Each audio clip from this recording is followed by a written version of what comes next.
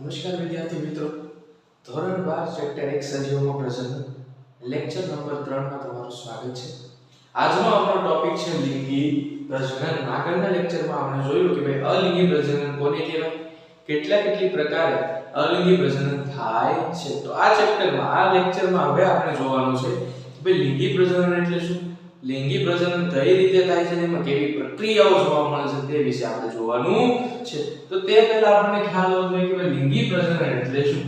તો લિંગી પ્રજનન એટલે આપણે આગળના લેક્ચરમાં કીધેલું જ છે કે ભાઈ જેમાં એક કરતા વધારે પિતૃઓ, બે પિતૃઓ જોડાયેલા હોય, બે પિતૃઓ દ્વારા નવી સંતાનનું નિર્માણ થાય તો તેને કેવું કહેવાય, લિંગી પ્રજનન કહે છે. હવે આ બે પિતૃઓ છે તે એક જ જાતિના હોઈ શકે અથવા તો અલગ અલગ જાતિના પણ હોઈ શકે છે. ધ્યાન આપો કે એક અથવા બે વિરુદ્ધ જાતિના પિતૃઓ નર અને માદા જન્યુઓનું નિર્માણ કરે છે. બરાબર, જન્યુઓ કોને કહેવાય તો આપણને ખ્યાલ જ છે કે ભાઈ જ્યારે નર હોય અને માદા આ બંને જન્યુઓનું નિર્માણ થાય છે, આ બંને જન્યુઓ જ્યારે એકબીજા સાથે જોડાય છે ત્યારે શું બની જાય કે ભાઈ ફલિતાંડ બને છે.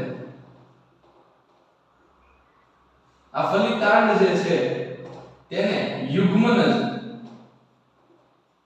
તરીકે પણ ઓળખવામાં આવે છે. આ યુગ્મનજ છે હવે આગળ વિકાસ પામીને નવા સજીવમાં પરિણમે છે. તો અહીં ખાસ યાદ રાખો જે બાબત શું છે કે ભાઈ જન્યુઓનું નિર્માણ થાય છે. અલિંગી પ્રજનનમાં જન્યુઓનું નિર્માણ થતું હતું નહીં. બીજી વાત જાણવા જેવી એ છે કે ભાઈ જટિલ, વિસ્તૃત અને ધીમી પ્રક્રિયા છે. અલિંગી પ્રજનન કરતા લિંગી પ્રજનન જટિલ, વિસ્તૃત એટલે કે લાંબી અને ખૂબ જ ધીમી પ્રક્રિયા છે. બીજું, તેમાં જનનિક પ્રતિકૃતિ જોવા મળતી નથી. અલિંગી પ્રજનનમાં આપણે જોયું હતું કે ભાઈ જનનિક પ્રતિકૃતિ જોવા મળે છે. જનનિક પ્રતિકૃતિ એટલે શું, કે જેવો પિતૃ છે તેવા જ લક્ષણો વાળો શું જોવા મળશે, તેમની સંતતિ જોવા મળશે. પરંતુ લિંગી પ્રજનનમાં એવું હોતું નથી, તેમાં જનનિક પ્રતિકૃતિ જોવા મળતી નથી. સંતતિ જે છે આંતરિક અને બાહ્ય રીતે પિતૃઓ જેવી હોય એવું જરૂરી નથી. આગળ, સજીવો લિંગી પ્રજનન કરે તે પહેલા જીવનના વૃદ્ધિ અને પરિપક્વતાના નિશ્ચિત તબક્કે પહોંચે છે. હવે કોઈ પણ સજીવનો જન્મ થાય, કોઈ પણ સજીવનો વિકાસ થતો હોય, બરાબર છે, તો ત્યારે એને વિકાસમાં કેટલોક સમય લાગે છે, વૃદ્ધિમાં કેટલોક સમય લાગે છે અને ત્યારબાદ તે પ્રજનનની પરિપક્વતાએ પહોંચે છે. તો આ જે સમય લાગે છે તેને શું કહેવાય છે, તો તેને જુવેનાઇલ તબક્કો કહે છે. અને આ જ તબક્કો જો વનસ્પતિમાં જોવા મળે તો તેને વાનસ્પતિક તબક્કા તરીકે ઓળખવામાં આવે છે. તમને પૂછે કે ભાઈ જુવેનાઇલ તબક્કો અથવા તો વાનસ્પતિક તબક્કો કોને કહેવાય, તો જન્મ થયા બાદ વૃદ્ધિ થઈને પ્રજનનની પરિપક્વતા પ્રાપ્ત કરવા માટે જે સમયગાળો લાગે છે આ સમયગાળાને જુવેનાઇલ તબક્કો અથવા તો વાનસ્પતિક તબક્કા તરીકે ઓળખવામાં આવે છે. આગળ, આ તબક્કાનો સમયગાળો અલગ અલગ સજીવોમાં અલગ અલગ હોય છે. દરેક સજીવમાં જુવેનાઇલ તબક્કો, વાનસ્પતિક તબક્કો અલગ અલગ જોવા મળે છે કે ભાઈ તેની વૃદ્ધિની જે સમયગાળો છે તો દરેક સજીવનો કેવો હોય છે, અલગ અલગ હોય છે. ત્યાર પછી શું આવે છે કે ભાઈ ઉચ્ચ કક્ષાની વનસ્પતિમાં પુનઃસર્જનની સાથે લિંગી પ્રજનનની શરૂઆત થાય છે, જે વાનસ્પતિક કે જુવેનાઇલ તબક્કાનો અંત દર્શાવે છે. હવે આ તબક્કો જે છે એ પૂરો ક્યારે થાય છે, જુવેનાઇલ તબક્કો આપણે કીધું વાનસ્પતિક પ્રજનનની વાત કરી, એ પૂરો ક્યારે થાય છે, તો કે ભાઈ જ્યારે પ્રજનનના પરિપક્વતા સુધી પહોંચી જાય. પ્રજનનની પરિપક્વતા ક્યારે પહોંચશે, તો કે વનસ્પતિમાં જ્યારે પુષ્પનું નિર્માણ થઈ જાય છે ત્યારે પ્રજનનની પરિપક્વતા બની ગઈ છે. ત્યારે જુવેનાઇલ તબક્કો એટલે કે વાનસ્પતિક તબક્કાનો શું આવી જાય છે, અંત આવી જાય છે. અને ત્યાંથી પ્રજનનિક તબક્કો, પ્રજનનના તબક્કાની શું થાય છે, શરૂઆત થાય છે. હવે પુષ્પ સર્જન છે. પુષ્પ સર્જન એટલે પુષ્પનું નિર્માણ થવું. પુષ્પ સર્જન પણ વનસ્પતિઓમાં બે પ્રકારે જોવા મળે છે. કેટલીક વનસ્પતિમાં જીવનકાળ દરમિયાન ફક્ત એક જ વખત પુષ્પનું નિર્માણ થાય છે. બરાબર, ઘણી બધી વનસ્પતિ છે જે પોતાના જીવનકાળ દરમિયાન ફક્ત એક જ વખત પુષ્પનું નિર્માણ કરે છે, જ્યારે કેટલીક વનસ્પતિ એવી છે જે જીવનકાળ દરમિયાન એક કરતા વધુ વખત પુષ્પનું સર્જન કરે છે. ઉદાહરણ આપું તો બારમાસી. બરાબર, બારમાસી છે એના દર મહિને 12 મહિના સુધી પુષ્પનું સર્જન થાય છે, તો એટલે જ એને નામ શું આપ્યું છે, બારમાસી.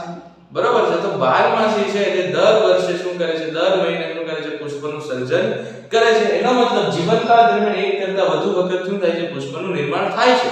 જ્યારે કેટલીક વનસ્પતિમાં જીવનકાળ દરમિયાન પુષ્પનું નિર્માણ ફક્ત એક જ વાર જોવા મળે છે. આગળ કે ભાઈ દર વર્ષે સરખા સમયે પુષ્પનું નિર્માણ થાય છે. ઉદાહરણ તરીકે કેરી. આપણે બધાને જ ખ્યાલ છે કે ભાઈ કેરી છે દર વર્ષે ક્યારે આવશે? ઉનાળામાં. બરોબર. શિયાળામાં મારે કેરી ખાવી હોય તો કેરી જોવા મળતી નથી. બરોબર. કેમ નહીં આવે આંબામાં કેરી? કારણ કે દરેકનો પુષ્પ સર્જનનો ચોક્કસ શું હોય છે? સમયગાળો હોય છે. જો આંબામાં મોર જ નહીં આવે, ફૂલ જ નહીં આવે તો કેરી બનવાની નથી, અને કેરી નહીં બને તો આપણને કેરી મળવાની નથી. એનો મતલબ દર વર્ષે પુષ્પ સર્જનનો સમયગાળો કેવો હોય છે? નિશ્ચિત હોય છે. આગળ પુષ્પ સર્જન વચ્ચેના સમયગાળાને શું કહેવાય છે? પુખ્તતા કહે છે. આપણે જોયું કે ભાઈ દરેક વનસ્પતિ, અમુક વનસ્પતિ એવી પણ છે જે વર્ષમાં એક કરતા વધારે વખત પુષ્પ ઉત્પન્ન કરે છે. બરાબર. અથવા તો જીવનકાળમાં એક કરતા વધારે વખત પુષ્પ ઉત્પન્ન કરે છે. તો બે પુષ્પ સર્જન વચ્ચેનો જે સમયગાળો છે તેને શું કહેવાય? ઘણીવાર આ વિકલ્પમાં અથવા તો સવાલમાં પૂછાય છે કે ભાઈ બે પુષ્પ સર્જન વચ્ચેના સમયગાળાને શું કહેવાય? બરાબર. તમને ઓપ્શન આપેલા હોય કે ભાઈ જુવેનાઇલ તબક્કો, આંતરપુષ્પીય તબક્કો કે પછી પુખ્તતા. તો જવાબ શું આવશે? પુખ્તતા. કેમ? તો કે એકવાર પુષ્પ સર્જન થઈ ગયું, બરાબર, જ્યારે પ્રથમ વખત પુષ્પ સર્જન થાય છે ત્યાં સુધીના સમયગાળાને શું કહેવાય છે? જુવેનાઇલ તબક્કો. તેની આગળના તબક્કાને જુવેનાઇલ તબક્કો કહેવાતો નથી. તો તે તબક્કાને નામ શું અપાય છે? તો તે તબક્કાને શું નામ અપાય છે? પુખ્તતા નામ આપે છે. કેમ પુખ્તતા કીધું? કે ભાઈ વનસ્પતિ હવે પુખ્ત બની ગઈ છે. બરોબર છે. વનસ્પતિ હવે કેવી બની ગઈ છે? પુખ્ત. તો એ તબક્કાને પુખ્તતા તબક્કો કહે છે. એક કે દ્વિવર્ષાયુ વનસ્પતિમાં વાનસ્પતિક, પ્રજનનિક અને જીર્ણ અવસ્થા સ્પષ્ટ જોવા મળે છે. આ સમજીએ પહેલા આપણને એક કે દ્વિવર્ષાયુ વનસ્પતિ ખ્યાલ હોવી જોઈએ. વનસ્પતિ અલગ અલગ પ્રકારની હોય છે, જેમ કે એક વર્ષાયુ, દ્વિવર્ષાયુ અને બહુવર્ષાયુ. એક વર્ષાયુ એટલે કે જેનો જીવનકાળ એક જ વર્ષનો હોય. એક જ વર્ષની અંદર તે જન્મીને તેનું શું થઈ જાય? મૃત્યુ. જ્યારે દ્વિવર્ષાયુ વનસ્પતિ છે એનો જીવનકાળ હશે 2 વર્ષનો. બહુવર્ષાયુ વનસ્પતિ છે તેનો જીવનકાળ કેટલો હશે? 2 કરતા વધારે વર્ષનો. તો એક વર્ષાયુ વનસ્પતિ એટલે જેનો જીવનકાળ 1 વર્ષનો છે. દ્વિવર્ષાયુ વનસ્પતિ એટલે જેનો જીવનકાળ 2 વર્ષનો છે. અને બહુવર્ષાયુ વનસ્પતિ એટલે જેનો જીવનકાળ 2 કરતા વધારે વર્ષનો જોવા મળે છે. તો એક અને દ્વિવર્ષાયુ વનસ્પતિમાં વાનસ્પતિક, પ્રજનનિક અને જીર્ણ અવસ્થા સ્પષ્ટ જોવા મળે છે. બરાબર. કોઈ પણ સજીવ હોય તેની મુખ્ય 3 અવસ્થાઓ. એક વાનસ્પતિક, બરાબર, વાનસ્પતિક અથવા તો જુવેનાઇલ અવસ્થા, બીજું છે પ્રજનનિક અવસ્થા અને ત્રીજું છે જીર્ણ અવસ્થા. વાનસ્પતિક અથવા તો જુવેનાઇલ અવસ્થા કોને કહેવાય? કે ભાઈ જન્મથી લઈને પ્રજનન સુધીની પરિપક્વતા પ્રાપ્ત થાય, પરિપક્વ બને પ્રજનન માટે ત્યાં સુધીનો જે સમયગાળો છે, તબક્કો છે, તેને વાનસ્પતિક અથવા તો શું કહેવાય? જુવેનાઇલ તબક્કો. ત્યાર પછીનો તબક્કો છે પ્રજનનિક તબક્કો. તો પ્રજનનિક તબક્કો કોને કહેવાય? તો કે ભાઈ હવે પ્રજનનની પરિપક્વતા પ્રાપ્ત થઈ ગઈ છે, તો ત્યાર પછીનો જે સમયગાળો છે પ્રજનનનો તેને કહેવાય પ્રજનનિક તબક્કો. અને પ્રજનનની પરિપક્વતા પૂર્ણ થઈ ગઈ, બરાબર છે, પ્રજનનની પરિપક્વતા પૂર્ણ થઈ ગઈ ત્યાંથી લઈને મૃત્યુ સુધીનો જે સમયગાળો છે તેને કહેવાય જીર્ણ અવસ્થા અથવા તો જીર્ણ તબક્કો કહે છે. તો એક વર્ષાયુ અને દ્વિવર્ષાયુ વનસ્પતિમાં ત્રણેય તબક્કા સ્પષ્ટ રીતે જોઈ શકાય, જ્યારે બહુવર્ષાયુ વનસ્પતિમાં સ્પષ્ટ રીતે જોવા મળતા નથી. ખાસ યાદ રાખજો, બહુવર્ષાયુ વનસ્પતિમાં જીવનના તબક્કા સ્પષ્ટ રીતે જોવા મળતા નથી, જ્યારે એક વર્ષાયુ અને દ્વિવર્ષાયુમાં જોવા મળે છે. અહીં છેલ્લે એક ખાસ બાબત યાદ રાખવા જેવી એ છે કે ભાઈ સ્ટ્રોબિલેન્થસ કુન્થિયાના નીલકુંજિત નામની વનસ્પતિ જે દર 12 વર્ષે એક વખત પુષ્પનું સર્જન કરે છે. એનો મતલબ તેના પુષ્પ સર્જનનો સમયગાળો કેટલો થઈ ગયો? 12 વર્ષ. દર 12 વર્ષે શું કરશે? પુષ્પનું સર્જન કરે છે, જે લોકો માટે ખૂબ જ આકર્ષણનું કેન્દ્ર છે. આગળ જોઈએ આપણે કે પ્રાણીઓમાં બાહ્યાકાર અને દેહધાર્મિક ફેરફારો જુવેનાઇલ તબક્કા દરમિયાન જોવા મળે છે. આપણે આગળ જોયું કે જુવેનાઇલ તબક્કો એટલે શું? કે ભાઈ જ્યારે જન્મ થાય છે ત્યાંથી પ્રજનનની પરિપક્વતા પ્રાપ્ત થાય ત્યાં સુધીના સમયગાળાને જુવેનાઇલ તબક્કો કહેવાય છે. તો આ જુવેનાઇલ તબક્કા દરમિયાન પ્રાણીઓમાં બાહ્યાકાર અને કેટલાક દેહધાર્મિક ફેરફારો થાય છે. એવા કેટલાક ફેરફારો થાય છે જે આપણે જોઈ શકીએ છીએ. મનુષ્યમાં પણ ઘણા ફેરફારો થાય છે જે પ્રજનનની ફેરફારના સૂચક હોય છે. હવે આપણે અંદર જ વાત કરીએ તો પ્રજનનની પરિપક્વતા પ્રાપ્ત થાય ત્યાં સુધીમાં આપણા શરીરમાં ઘણા બધા ફેરફારો થાય છે, પરંતુ અમુક ફેરફારો એવા હોય છે જે આપણને પ્રજનનની પરિપક્વતાની સૂચના આપે છે કે ભાઈ હા, આપણી અંદર હવે પ્રજનનની પરિપક્વતા જોવા મળે છે. એવા ઘણા બધા ફેરફારો છે જેના વિશે આપણે આગળ ભણી ચૂક્યા છે. જેમ કે એક ઉદાહરણ આપું કે ભાઈ છોકરાઓમાં દાઢી મૂછવા, અવાજ ઘેરો થવો, આ પ્રજનનની પરિપક્વતાના લક્ષણો ધરાવે છે. જ્યારે છોકરીઓની વાત કરીએ તો તેમાં સ્તન ગ્રંથિનો વિકાસ થવો, કમરનો ભાગ પહોળો થવો, અવાજ તીનો થવો, આવા જે ફેરફારો દર્શાવે છે તે સ્ત્રીઓમાં પ્રજનનની પરિપક્વતાના લક્ષણો દર્શાવે છે. તો આ બધા જે ફેરફારો જોવા મળે છે તે પ્રજનનિક ફેરફારના સૂચક હોય છે. પક્ષીઓ, પ્રાણીઓ ઋતુકીય રીતે મોટા ભાગે પ્રજનનની ક્રિયા કરે છે. ઋતુકીય રીતે પ્રજનનની ક્રિયા કરે એનો મતલબ શું છે કે ભાઈ પ્રજનનની ક્રિયા તો કરે છે પરંતુ ચોક્કસ ઋતુમાં, ચોક્કસ સમયે કરે છે, સમગ્ર વર્ષ દરમિયાન કરતા નથી. તો તરત આપણને યાદ આવે કે આપણે જે ઈંડાઓ જે બજારમાં જોઈએ છીએ તો રોજ આવે છે. હવે જો પ્રજનનની ક્રિયા પક્ષીઓમાં રોજ નહીં થતી હોય તો ઈંડા રોજ આવે છે ક્યાંથી? તો અહીં ધ્યાન આપો કે ભાઈ મરઘા ઉછેર કેન્દ્રમાં આખા વર્ષ દરમિયાન ઈંડા આપે છે, તે રીતે તેમને કેળવવામાં આવે છે. તો એનું લક્ષ્ય, અહીં જે મરઘા ઉછેર કેન્દ્ર છે તેનું લક્ષ્ય પ્રજનનનું હોતું નથી, પરંતુ તેનું લક્ષ્ય શું હોય છે? માનવ કલ્યાણ. માનવ કલ્યાણ માટે તેઓ મરઘાને એવી રીતે કેળવે છે કે તેઓ રોજ આપણને શું આપી શકે? ઈંડા આપી શકે. આ કિસ્સામાં ઈંડા મૂકવા એ લક્ષ્ય પ્રજનનિક નથી, પરંતુ માનવ કલ્યાણ માટેનું છે. અહીં જે ઈંડા આપે છે તેનું લક્ષ્ય પ્રજનનનું હોતું નથી, પ્રજનનનું હોતું નથી, પરંતુ એ લક્ષ્ય શેનું હોય છે? તો કે માનવ કલ્યાણ માટેનું જોવા મળે છે. જરાયુ ધરાવતા માદા સસ્તનનો પ્રજનનિક દરમિયાન અંડપિંડ અને સહાયક ગ્રંથિઓ તેમજ અંતઃસ્ત્રાવની પ્રવૃત્તિમાં ચક્રીય ફેરફારો થાય છે. કે ભાઈ જે માદા છે, સસ્તનમાં જે માદા છે, જે જરાયુ ધરાવે છે, તેમની અંદર અંડપિંડમાં તેમજ તેમની સહાયક ગ્રંથિઓમાં અને તેમની અંતઃસ્ત્રાવી ગ્રંથિઓમાં કેટલાક ઋતુકીય ચક્રીય ફેરફારો જોવા મળે છે, તેના વિશે આપણે અભ્યાસ કરવાનો છે. તો સસ્તનો કેટલા પ્રકારના હોય છે? તો આપણે આગળ ભણેલા જ છીએ એના વિશે કે ભાઈ સસ્તનો છે મુખ્ય બે પ્રકારના છે. એક સસ્તનો જે પ્રાઇમેટ છે અને બીજા સસ્તનો જે પ્રાઇમેટ નથી.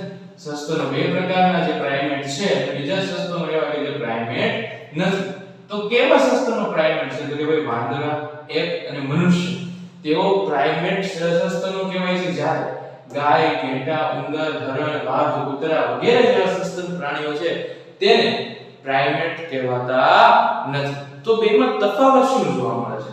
કે ભાઈ જે પ્રાઇમેટ છે તેની અંદર પ્રજનન દરમિયાન જે પણ ફેરફારો થાય છે તે માસિક ઋતુ ચક્ર કહે છે. જે પ્રાઇમેટ સજીવો છે, પ્રાઇમેટ સસ્તનો છે, તેમની અંદર જે માસિક ફેરફાર થાય છે, તેમની અંદર જે પણ પ્રજનન દરમિયાન જે ફેરફાર થાય છે તેને માસિક ઋતુ ચક્ર કહે છે. જ્યારે પ્રાઇમેટ નથી તેમની અંદર જે ફેરફાર થાય છે તેને ઋતુકીય ઋતુ ચક્ર કહે છે. બેની અંદર નામ સમજજો. પ્રાઇમેટ છે તેની અંદર જે ફેરફાર થાય તેને શું નામ આપ્યું? માસિક ઋતુ ચક્ર. અને જે પ્રાઇમેટ નથી તેની અંદર જે ફેરફાર થાય છે તેને શું નામ આપ્યું? કે ભાઈ ઋતુકીય ઋતુ ચક્ર કહે છે. તો માસિક ઋતુ ચક્ર અને ઋતુકીય ઋતુ ચક્ર છે, બંનેમાં તફાવત શું છે? તો આપણે એ સમજી લઈએ કે ભાઈ માસિક ઋતુ ચક્ર કોને કહેવાય? તો કે ભાઈ ગર્ભાશયની દીવાલ ફલન ન થાય તો તેનું શું થઈ જાય છે? વિઘટન થાય છે. તો માસિક ઋતુ ચક્રમાં શું થાય છે કે ભાઈ ગર્ભાશયની દીવાલ છે, જો એમાં ફલન નહીં થાય તો આ ગર્ભાશયની દીવાલ છે તેનું શું થઈ જાય કે ભાઈ વિઘટન થાય છે અને યોનિ માર્ગ દ્વારા શરીરની બહાર તેનું શું થાય છે? નિકાલ થાય છે. તેને માસિક ઋતુ ચક્ર આપણે માસિક સ્ત્રાવ તરીકે પણ ઓળખીએ છીએ. પણ જો ઋતુકીય ઋતુ ચક્ર હશે તો ગર્ભાશયની દીવાલનું વિઘટન થતું નથી, પરંતુ તેની જગ્યાએ જો ફલન નહીં થાય તો ગર્ભાશયની દીવાલનું શું થઈ જાય છે? શોષણ થઈ જાય છે. શું થઈ જાય છે? શોષણ થઈ જાય છે, તેનું વિઘટન થતું નથી. અમુક સસ્તનોમાં આવા ચક્રો માત્ર ચોક્કસ ઋતુ દરમિયાન થાય છે, તેને ઋતુકીય સંવર્ધકો કહે છે. હવે આવા જે ફેરફાર છે પ્રજનનને લગતા, બરોબર છે, તેવા ફેરફારો અમુક સસ્તનોમાં ચોક્કસ ઋતુમાં જ થાય છે. બરાબર, સમગ્ર વર્ષ દરમિયાન આવા પ્રજનનને લગતા ફેરફારો થતા નથી. તો જે ચોક્કસ ઋતુમાં થાય છે તેને ઋતુકીય સંવર્ધકો કહે છે, અને જે દરેક ઋતુમાં થાય છે, દરેક સમયે જોવા મળે છે તેને કહેવાય છે સતત સંવર્ધકો કહે છે. આને બીજી ભાષામાં કહેવાની ટ્રાય કરું તમને સરળ રીતે કહું તો કે ભાઈ સતત સંવર્ધકો કોને કહેવાય કે જે કોઈ પણ ઋતુમાં પ્રજનન કરવાની ક્ષમતા ધરાવે છે. કોઈ પણ ઋતુમાં પ્રજનન કરવાની ક્ષમતા ધરાવે છે તેને સતત સંવર્ધકો કહે છે. અને જે કોઈ ચોક્કસ ઋતુમાં પ્રજનન કરવાની ક્ષમતા ધરાવે છે તેને ઋતુકીય સંવર્ધકો કહે છે. ઉદાહરણ જોઈ લઈએ બેના કે ભાઈ ઋતુકીય સંવર્ધકો ઉદાહરણ આપો જેમ કે કૂતરા. બરાબર છે, કૂતરા જે છે તેને યોગ્ય ઋતુમાં જ તેઓ પ્રજનન કરી શકશે, નકર કરી શકવાના નથી અથવા તો કરતા જ નથી. બરાબર, આપણને બધાને ખ્યાલ છે કે ભાઈ ચોમાસાની ઋતુ આવે છે ત્યારે કૂતરાઓની અંદર પ્રજનનની ક્રિયામાં વધારો જોવા મળે છે, પ્રજનનની ક્રિયા જોવા મળે છે. પરંતુ ચોમાસા સિવાય તેની પ્રજનનની ક્રિયા ખૂબ જ ઓછી અથવા તો નહીવત કહી શકે. ખ્યાલ આવે છે? એટલે ભાઈ કૂતરા છે તેની અંદર ઋતુકીય સંવર્ધકો કહેવાય. કૂતરાને કેવા સંવર્ધકો કહેવાય? ઋતુકીય સંવર્ધકો. કેમ? કારણ કે તે ચોક્કસ ઋતુમાં જ પ્રજનનની ક્રિયા કરે છે. જ્યારે સતત સંવર્ધકોનું ઉદાહરણ છે મનુષ્ય. મનુષ્ય છે તે કોઈ પણ ઋતુમાં પ્રજનન કરવાની ક્ષમતા ધરાવે છે, તેથી તેને સતત સંવર્ધકો કહે છે.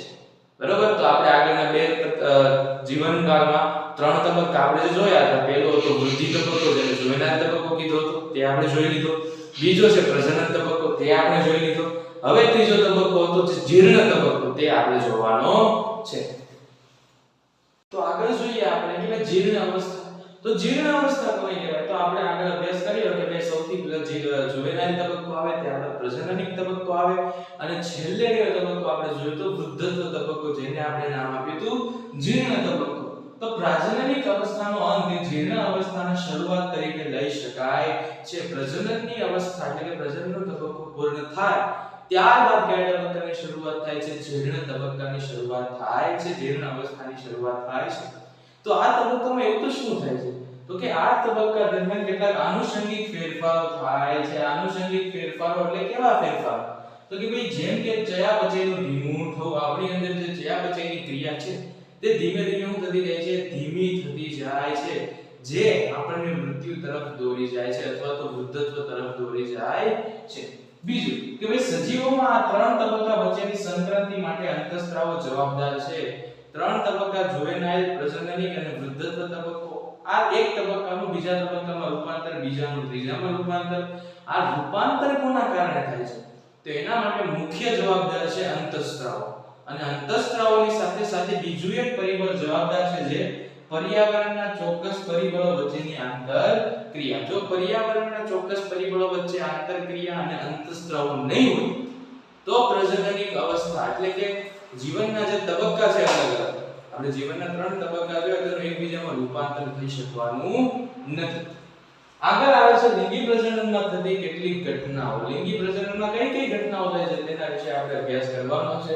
તો આગળ આપણે જોયું છે કે ભાઈ લિંગી પ્રજનનમાં થતી પ્રક્રિયા જે જટિલ, વિસ્તૃત અને ધીમી છે. તેમાં મુખ્યત્વે નરજન્યુઓનું જોડાણ, યુગ્મનજનું નિર્માણ અને ભ્રૂણજનન જેવી ક્રિયાઓ જોવા મળે છે.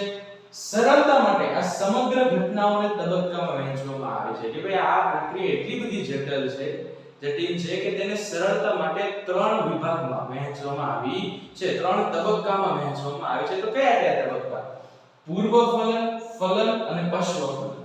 પૂર્વ ફલન એટલે કે ભાઈ ફલન પહેલા કયા ફેરફારો થાય છે, કેવી પ્રક્રિયાઓ થાય છે તેના વિશે અભ્યાસ કરવાનો છે. ફલન એટલે શું કે ભાઈ ફલન દરમિયાન કેવી પ્રક્રિયા થાય છે, કેવા ફેરફારો થાય છે તેના વિશે અભ્યાસ કરવાનો છે. અને પશ્વ ફલન એટલે કે ફલન થયા બાદ કેવા ફેરફારો થાય છે અને કેવી પ્રક્રિયાઓ થાય છે તેના વિશે અભ્યાસ કરવાનો છે, જે આપણે આગળના વિડિયોમાં અભ્યાસ કરીશું. પરંતુ જો આ વિડિયો તમને ગમ્યો હોય, તમને આમાંથી કંઈક નવું શીખવા મળ્યું હોય તો આ વિડિયોને લાઈક, શેર અને સબસ્ક્રાઇબ કરી દેજો. Thank you.